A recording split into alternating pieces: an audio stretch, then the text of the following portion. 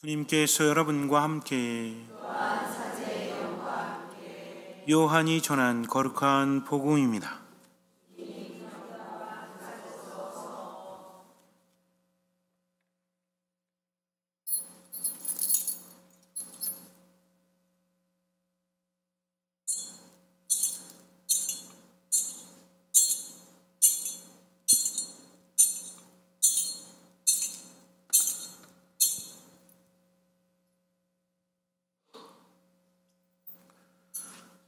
그때 예수님께서 말씀하셨다. 내 양들은 내 목소리를 알아듣는다. 나는 그들을 알고 그들은 나를 따른다. 나는 그들에게 영원한 생명을 준다. 그리하여 그들은 영원토록 멸망하지 않을 것이고 또 아무도 그들을 내 손에서 빼앗아가지 못할 것이다. 그들을 나에게 주신 내 아버지께서는 누구보다도 위대하시오. 아무도 그들을 내 아버지의 손에서 빼앗아갈 수 없다. 아버지와 나는 하나다. 주님의 말씀입니다.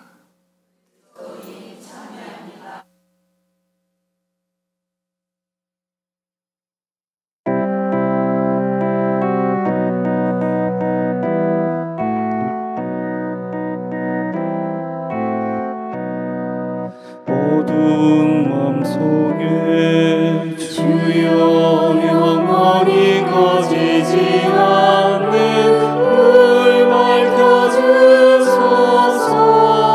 어두운 맘속에 주여 영원히 꺼지지 않는 불 밝혀주소서. 어두운 맘속에 주여 영원히 꺼지지 않는 불 밝혀주소서. 어두운 맘속에 주여 영원히 꺼지지 않는 불 밝혀주소서. 어두운 맘속에 주여 영원히 꺼지지 않는 불 밝혀주소서. 어두운 맘속에 주여 영원히 꺼지지 않는 불 밝혀주소서. 어두운 맘속에 주여 영원히 꺼지지 않는 불 밝혀주소서. 어두운 맘속에 주여 영원히 꺼지지 않는 불 밝혀주소서. 어두운 맘속에. 얼마 전 우리 가톨릭 교회는 큰 슬픔을 겪었죠. 프란시스코 교황님께서 선종하셨기 때문입니다. 그러나 우리에게 있어서 죽음은 끝이 아니라 새로운 삶으로 올마감이기 때문에 하느님 안에서 교황님의 영혼을 위해서 기도하는 동시에 그리고 또 세상에서도 죽음이 끝이 아니라 새로운 생명으로 이어지는 것을, 그래서 또 다른 교황님께서 탄생하셨습니다. 레오 14세 교황님께서 탄생하셨는데 아마도 여러분들도 보셨는지 모르겠지만 콘클라베가 빨리 끝났죠. 그런데 매스컴에서는 아주 이상한 장면을 우리에게 보여주었습니다. 새로운 교황님께서 바티칸의 커다란 창 앞에 나오시는데 그 옆에도 창이 있었어요. 먼저 뽑히지 않은 추기경님들이 양쪽에 나타나시고 교황님이 가운데 창에서 나타나시는데, 보통 정치라든지 다른 데서 대표를 뽑을 때 어떤 일이 발생하죠? 요즘에 우리나라에서도 참 공교롭게도 이게 겹치기 때문에 참 아이러니하다는 생각이 드는데, 서로 되려고 애를 쓰지 않습니까? 경선을 거쳐서 되려고 애를 쓰는데, 그런데 교황님을 뽑을 때는 추기경님들이 특별한 대상이 없이 그 중에서 뽑는 거죠. 옆에 있는 분들은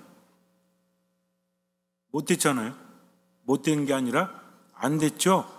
뽑히지 않았죠. 근데 한박 웃음을 짓고 있습니다.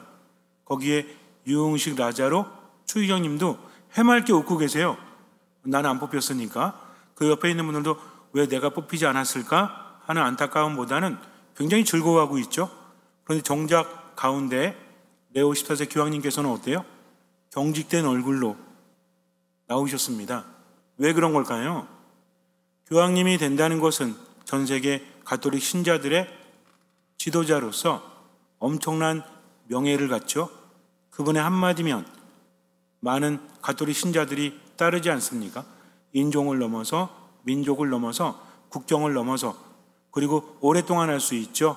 대통령은 몇 년 하지 못하지만 교황님은 죽을 때까지 하실 수 있는 거잖아요. 물러나기도 하시지만 아주 특별한 경우가 없으면 종신직을 하시는데 왜 그런 얼굴 하고 계실까요? 인간의 명예가 중요한 것이 아니기 때문입니다.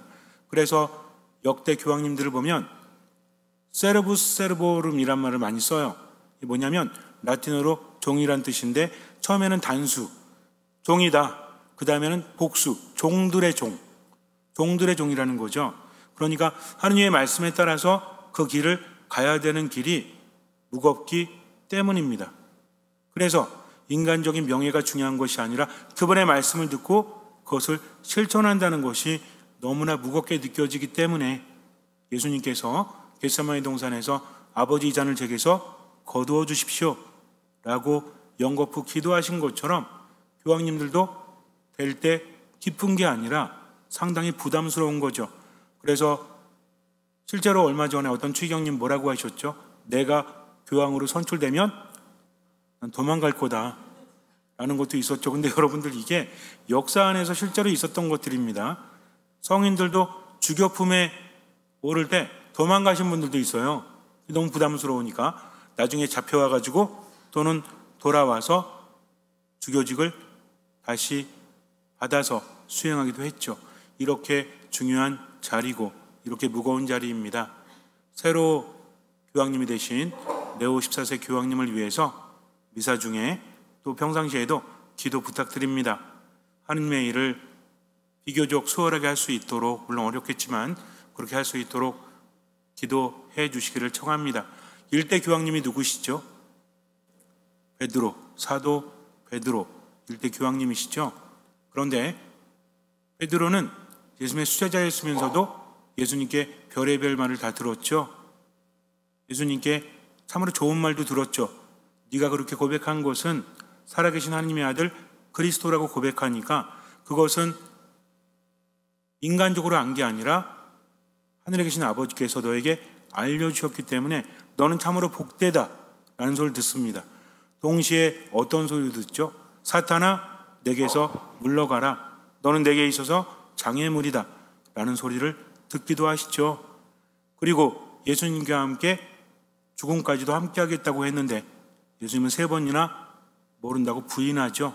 예수님께서 예언하셨음에도 불구하고 절대로 그런 일이 벌어지지 않을 거라고 다짐했지만 그러나 예수님께서 말씀하신 대로 3번이나 부인하게 됩니다. 모든 것들이 무너진 거죠.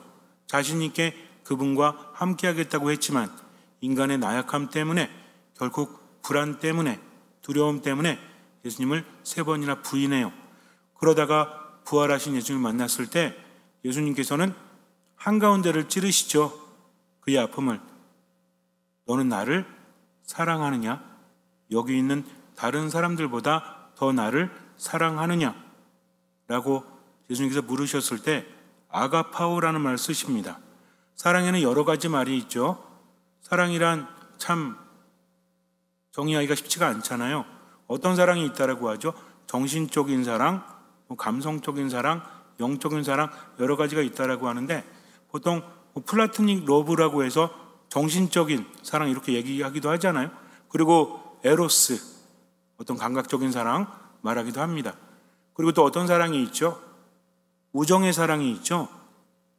예수님께서 너는 나를 사랑하느냐? 라고 아가파오라고 물으셨을 때 이것은 조건 없는 사랑입니다. 거의 신적인 사랑, 어떤 상황에서도 사랑할 수 있니? 라고 물으시는 거예요. 베드로가 대답하죠. 저는 당신을 사랑합니다. 이때 대답한 것은 필레오입니다. 아가파오가 아니라 필레오. 이것은 우정적인 사랑이에요. 제가 인간적으로 최선을 다하겠습니다. 근데 예수님은 아가파오로 묻는 거예요. 2번이나. 그러고 나서 마지막에 예수님께서는 베드로가 썼던 필레오를 쓰십니다. 여기에는 의미가 물론 있죠. 근데 중요한 건 3번 부인했는데 3번이나 너 나를 사랑하느냐? 베드로는 어떻게 응답합니까? 사랑하는데 주님이 더 잘 아시지 않습니까? 라고 고백을 했던 거죠. 새롭게 교황님이 되신 네오 14세를 보면서 베드로 사도를 떠올렸어요. 마지막에는 모든 것들이 망가진 상태에 그 전의 자신감은 모두 사라져버렸어요. 근데 예수님께서는 그에게 교황권, 수의권을 주셨다는 겁니다. 왜 그런 걸까요? 어쩌면 인간적으로 무너졌지만 괜찮아. 내가 너와 함께 하니까. 그러니까 너는 할 수 있는 만큼만 사랑하면 돼. 나머지는 내가 이끌어 줄게. 하시는 겁니다. 사람도 관계 안에 살아가죠. 그렇지 않습니까? 사람은 사랑받지 않으면, 사랑하지 않으면 살아갈 수 없다고 합니다. 우리가 살아가는데 무엇이 필요할까요? 어떤 사람에게는 돈이 중요하고, 어떤 사람에게는 권력이 중요하고, 어떤 사람에게는 지식이나 명예가 중요하다라고 하죠. 근데 인간은 혼자 살아갈 수 없습니다. 아무리 돈이 많다고 할지라도 혼자 살아가면 불안한 거죠. 두려운 거죠. 그래서 인간이 기본적으로 정말 싫어하는 감정이 있대요. 그게 뭔지 아세요? 인간이 의식적, 무의식적으로 두려워하는 감정이 있대요. 그게 뭔지 아십니까? 버려질까봐 두려워하는 거래요. 어릴 때는 부모에게 버려질까봐, 나이가 들어서는 사랑하는 사람에게 버려질까봐 두려워한다고 합니다. 그것을 느꼈을 때 각자 반응이 다르죠. 어떤 사람은 매달리기도 하고, 어떤 사람은 화를 내기도 하고, 어떤 사람은 냉정해지기도 해요. 어쨌든 상처가 됩니다. 인간은 변하는 존재죠. 나이가 들면서 모든 것들이 변합니다. 상황이 변할 수밖에 없죠. 이런 것들이 불안하게 만든다는 거죠. 주변에 있는 사람들이나 상황이 변하니까 나도 변할 수밖에 없지 않아? 그렇다면 내가 지금 사랑받고 있는데 이 사랑도 변하지 않을까? 라는 것을 우리는 감각적으로 알게 된다는 겁니다. 어릴 때는 몰라요. 어릴 때는 부모가 늘 나와 함께 할 것 같으니까.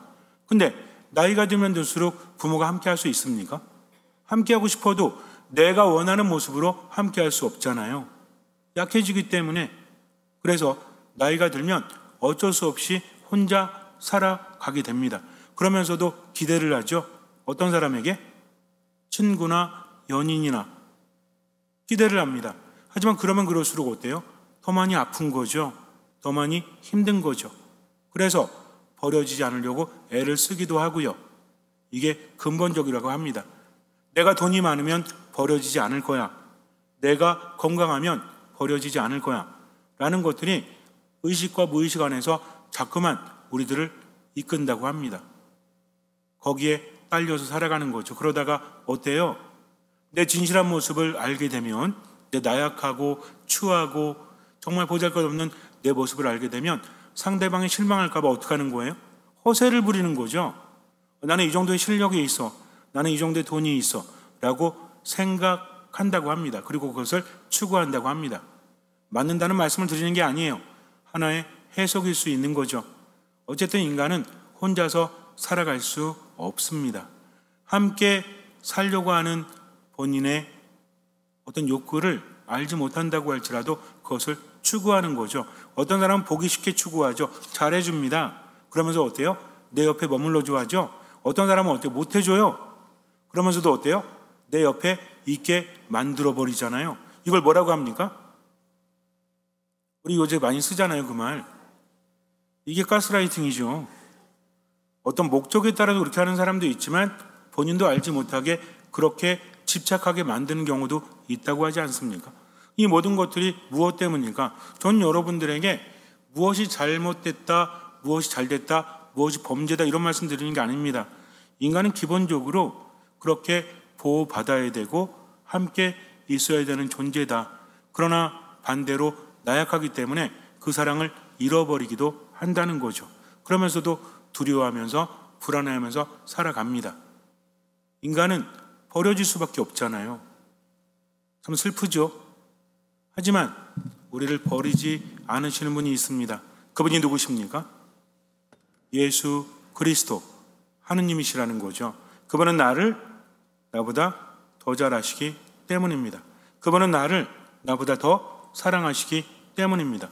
성당에 백날 나와도 그분을 알아보지 못하면 쉽게 냉담을 합니다. 성당에 나와서 하느님께 많은 것들을 바라지만 정작 필요한 것은 하느님을 알고 그분을 만나는 거죠. 하느님은 우리에게 좋은 것을 주십니다. 당신 자신을 우리에게 주신다는 거죠.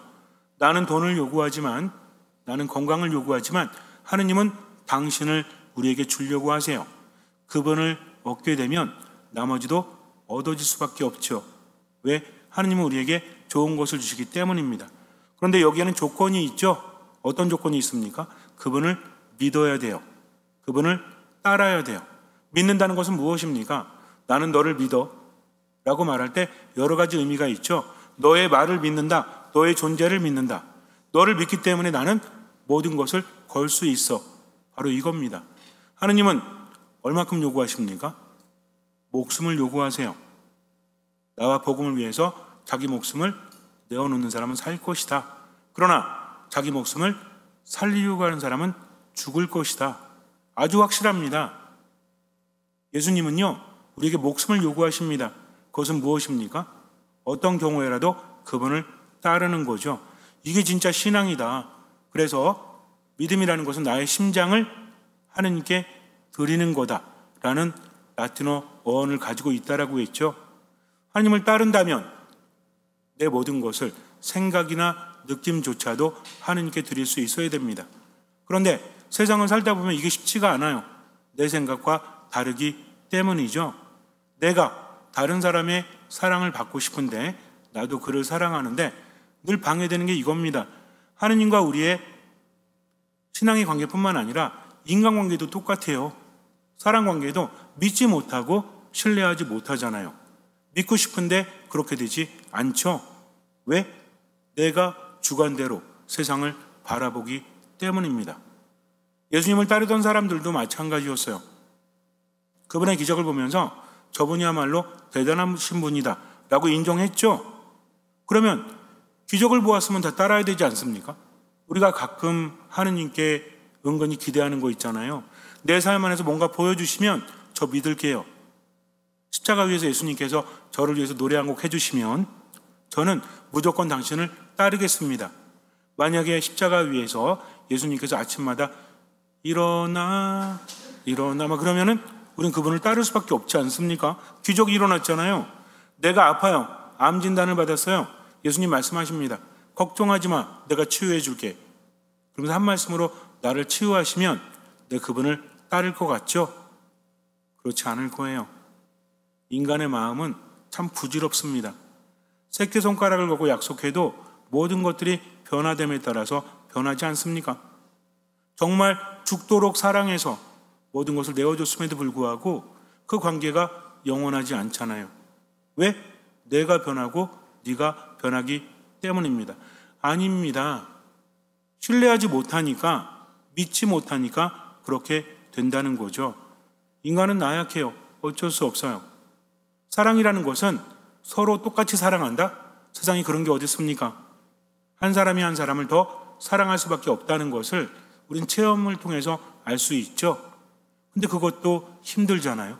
그러나 주님은 나를 나보다 더 잘하시고 사랑하십니다. 그분의 요구라는 것은 이건 내가 하지 않으면 안 된다는 거죠. 그렇게 해야만 내가 그분 안에 머물 수 있기 때문입니다. 하느님은 한 가지 요구하십니다. 내 안에 머물러라. 그러면 다 해줄게. 내 안에 머물지 않으면 아무것도 해줄 수 없어. 루카복음에서 돌아온 탕자가 주인공이 아니라고 했죠. 기다리던 아버지. 아버지는 매일매일 기다리지 않았습니까? 아들이 돌아오기만을 기다립니다. 돌아와야만 해줄 수 있기 때문에. 그래서 아들이 돌아왔을 때 뭐라고 하죠? 죽었던 내 아들이 살아 돌아왔다. 아버지를 떠나서는 죽을 수밖에 없다는 겁니다. 이것은 하나의 비유죠. 하느님과 인간의 관계를 말하는 겁니다. 하느님 안에 머물지 못하면 죽을 수밖에 없다는 거죠. 그러니 어떻게 해라? 돌아오라는 겁니다. 그래야만 살릴 수 있기 때문에 이것이 바로 신앙이라는 거죠. 하느님과 우리의 관계 안에서 내가 그분 안에 머물러야 됩니다. 그럼 우리는 어떻게 해야만 그분 안에 머물 수 있고 돌아갈 수 있는 거죠? 그분 안에 머문다는 건 뭡니까? 모든 것을 맡긴다는 거죠. 내 뜻이 아니라 그분의 뜻대로. 성당에 오면서도 하나님을 신뢰하지 못하고 마음을 두지 않는다면 우린 그분 안에 머물 수 없는 거죠. 오늘은 성소주일입니다. 그래서 우리가 신부님, 수녀님 많이 축하하죠? 성소자 그러면 떠오르는 게 누구니까? 신부님, 수녀님이니까. 근데 성소의 주인공은 신부님, 수녀님이 아닙니다. 성소의 주인공은 하느님이시죠. 그분이 부르시기 때문에 성소주의라고 해가지고 신부님, 수녀님 축하하지 말라는 게 아니라 근본이 무엇인지를 알아야 한다는 거죠. 그분은 부르십니다. 어떻게 하면 돼요? 응답하면 된다는 거죠. 이게 신앙이에요. 근데 응답이 뭐예요? 자, 다음 손님 그러면 네 이런 거? 그게 아니라 그분이 말씀하시면 이 몸은 주님의 종입니다. 말씀하신 대로 이루어지기를 바랍니다. 저도 최선을 다하겠습니다. 나머지는 맡기겠습니다. 이게 바로 응답이에요. 그분이 부르시면 그렇게 가는 거죠. 왜? 예수님께서 어떤 비유로 응답에 대해서 말씀하셨죠?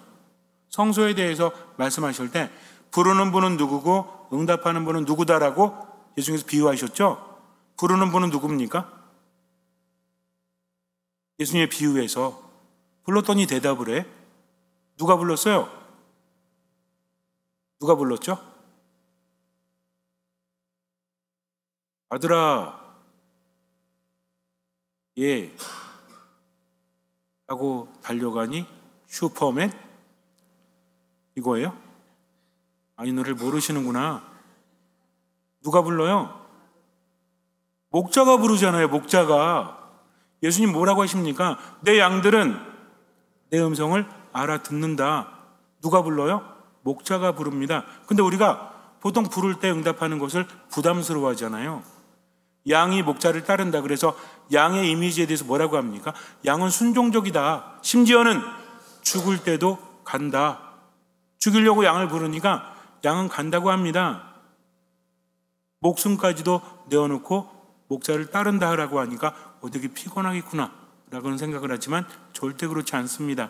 왜냐하면 양들은 많아요. 목자는 하나예요. 목자가 양 우리에 갑니다. 문지기가 기다리고 있다가 목자가 오니까 문을 열어줘요. 그 다음에 목자가 뭐 하는지 아세요? 양들의 이름을 하나하나 부릅니다. 즉 수많은 양들을 하나하나 기억하고 있다는 거죠. 그건 무엇입니까? 저 양은 센 양, 저 양은 약한 양, 저 양은 아픈 양, 저 양은 얼마 전에 뒷다리를 다친 양, 아주 자세히 알고 있다는 겁니다. 왜? 그렇지 않으면 죽어요. 지금 이게 어떤 목장 안에서 울타리 쳐진 곳에서 편안하게 사는 그런 삶이 아닙니다. 유목을 해야 된다는 거죠. 떠돌아야 돼요. 먹을 것을 찾아서. 그러면 목자는 뭘 보겠어요? 양들의 상태를 보는 거죠. 얘는 걸을 수 있나? 얘는 걷지 못하나? 얘는 치료를 해야 될까? 아주 유심히 바라보는 겁니다. 그러면서 이름을 부르면서 지나갈 때마다 보겠죠. 양은 뭐 하면 돼요? 자기 이름이 불리우면 따라서 나가면 되는 거죠. 그리고 또 길을 떠납니다. 계속해서 목자는 어떻게 하죠? 양들을 살펴요. 그리고 앞으로 나아간다는 거죠. 양들은 어떻게 해야 돼요? 그 뒤를 따라갑니다. 근데 바로 요한복음에서 지금 말하고 있는데 이게 굉장히 낭만적으로 들리죠? 내 양들은 내 목소리를 알아듣는다. 나는 그들을 알고 그들은 나를 따른다. 나는 그들에게 영원한 생명을 준다 라고 하니까 낭만적으로 들리지 않으세요? 근데 이때 상황이 어떤지 아십니까? 많은 사람들이 예수님을 떠납니다. 심지어는 예수님을 죽이려고 마음먹는 상태예요. 이게 낭만적인 상태에서 들리는 내용이 아니라는 거죠. 예수님 말씀하십니다. 나를 믿는 사람은 나를 먹는 사람이다. 내 살을 먹고 내 피를 마시지 않으면 영원한 생명을 얻지 못한다. 먹고 마셔야만 내 힘으로 말미암아 살 것이다. 나를 믿지 않는 사람은 영원한 생명을 얻지 못한다 라고 하십니다. 사람들이 뭘 하냐면 듣기 거북하네, 어떻게 알아들을 수 있겠어 하고 떠납니다. 그랬더니 예수님께서 남아있는 제자들에게 너희는 어떻게 하겠느냐? 너희도 나를 떠나겠느냐? 예수님 말씀이 이해가 됩니까? 아니 어떻게 살을 내어준단 말이야? 먹으라고? 그럼 저는 예수님 허벅다리 뒷다리로 좀 이런 건가요? 이게 이해가 될 수 없는 거죠. 그래도 믿는 겁니다. 왜? 그분의 기적을 보았기 때문이죠. 예수님 뭐라고 하십니까? 너희들이 나를 찾는 것은 표징을 보았기 때문이 아니라 배불리 먹었기 때문이다. 썩어 없어질 것을 추구하지 말고 영원히 썩지 않는 양식을 구해라 라고 하십니다. 5,000명이 먹어서 배부른 게 중요한 게 아니라 예수님 때문에 그런 일이 벌어졌다는 거죠. 그러니 어떻게 하면 돼요? 그분 안에 머물면서 그분의 말씀을 듣고 따라가는 거죠. 여기서 예수님에 대한 신앙과 불신이 갈리는 겁니다. 그렇다면 우리는요? 예수님 믿고 예수님 뭐라고 하시죠? 나를 믿어라, 두려워하지 마라, 걱정하지 마라, 기뻐하며 살아라. 그러면서 우리에게 얼만큼의 에너지를 주십니까? 하루치를 주신다. 우리는 어떻게 해야 돼요? 그분을 믿고 하루만 살아가는 거죠. 얼마만큼? 할 수 있는 만큼, 얼마만큼? 보이는 만큼. 이게 신앙입니다. 즉 그분의 음성을 알아듣는다는 것은 나의 목자구나, 목자를 따라가지 않으면 나는 죽는구나 하면서 모든 것을 맡기고 그분의 뜻대로 지금을 살아가는 거죠. 근데 그분의 뜻대로 살아가지 않는 이유가 얼마나 많아요? 기분 나쁘니까, 화가 나니까, 절망적이니까, 나이가 많으니까, 그 외에도 여러 가지를 이유를 대면서 슬퍼하며 삽니다. 불평하며 삽니다. 기뻐하지 않습니다. 기도하지 않습니다. 그러면 뭐가 다르죠? 그분은 신뢰하지 않는 것이 삶으로 드러나는데, 그래서 예수님만 바라보고 사는 사람은 양같이 사는 거예요. 양과 염소의 차이가 뭔지 아세요? 양은 멀리를 잘 보지 못한대요. 여러 가지 이유가 있다고 합니다. 양 눈을 보면 좀 벌어져 있죠? 염소보다 더 벌어져 있죠? 그러니까 이게 잘 안 보이나 봐요. 앞에 좀 멀리가. 그러니까 보이는 만큼만 가는 거죠. 그래서 염소는 잘 보이는데 양은 잘 안 보인대요, 비교적. 그러면은 누가 더 위험해서 잘 살아날까요? 잘 보이는 애요, 안 보이는 애요? 잘 보이는 애인 것 같죠? 근데 문제는 뭐냐면 염소는 보이니까 지멋대로 가. 그러다가 누구한테 멀어지는 거예요? 목자로부터 멀어지는 겁니다. 양은 어때요? 안 보이니까 안 가는 거예요. 누구만 보고 가는 거예요? 우리도 그렇죠. 여러분도 그렇잖아요.